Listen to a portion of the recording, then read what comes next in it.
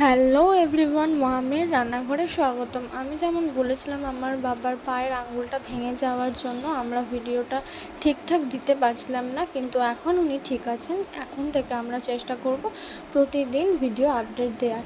তো আজকে আমরা আবারও একটা নতুন রেসিপি নিয়ে চলে এসেছি। আজকে আমরা করব প্যানকেক।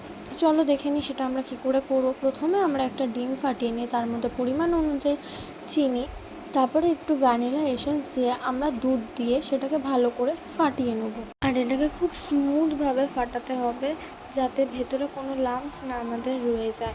এখানে আমরা এবারে কিছুটা ময়দা অ্যাড করব। পরিমাণ অনুযায়ী ময়দা দিতে হবে। আমরা যেমন এখানে 3-4 চামচ ময়দা দেবো, এর বেশি দেবো না, কারণ আমাদের পুরো ব্যাটারটা নয়তো একদম গাঢ় হয়ে যাবে, তারপরে আর ভালো লাগবে না, জিনিসটা হবেও না।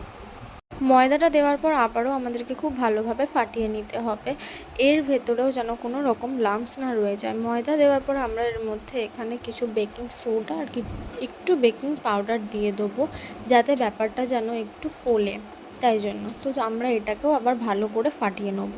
তোমরা দেখতেই পাচ্ছ এখানে কত সুন্দর আমরা ব্যাটারটাকে ফাটিয়ে নিয়েছি। খুব পাতলাও হয়নি, খুব গাঢ়ও হয়নি, একদম ঠিকঠাক।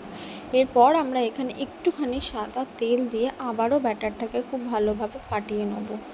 আমাদের এখানে ব্যাটারটা একদম রেডি হয়ে গেছে কড়াই দেওয়ার জন্য। আমরা ওদিকে কড়া গরম হতে বসিয়ে দিয়েছি। এবারে আমরা কড়ার মধ্যে আস্তে আস্তে সেই ব্যাটারটাকে দিয়ে আমরা জিনিসটাকে তৈরি করে নেব।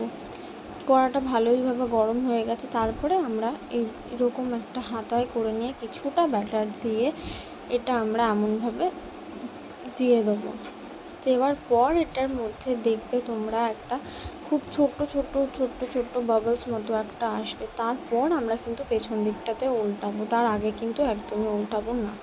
এখানে সেই বাবলসগুলো আমরা দেখতে পেয়ে গেছি। এইবারে আমরা জিনিসটাকে উল্টাবো খুব ভালোভাবে, খুব সাবধানে জিনিসটাকে আমাদেরকে উল্টাতে হবে। দেখতেই পাচ্ছ কেমন হচ্ছে জিনিসটা, তাই জন্য আমাদের খুব ভালোভাবে উল্টে দিতে হবে, পুরো এমনভাবে হবে। এবং জিনিসটা খেতেও খুব সুন্দর হয়েছিল এবং খুব নরমও হয়েছিল। আমাদের রেডি হয়ে গেছে এখানে প্যানকেকস। রেসিপিটা ভালো লাগলে লাইক, কমেন্ট, শেয়ার আর সাবস্ক্রাইব করতে ভুলবে না। আমরা আবারও একটা নতুন রেসিপি নিয়ে আসবো। টাটা।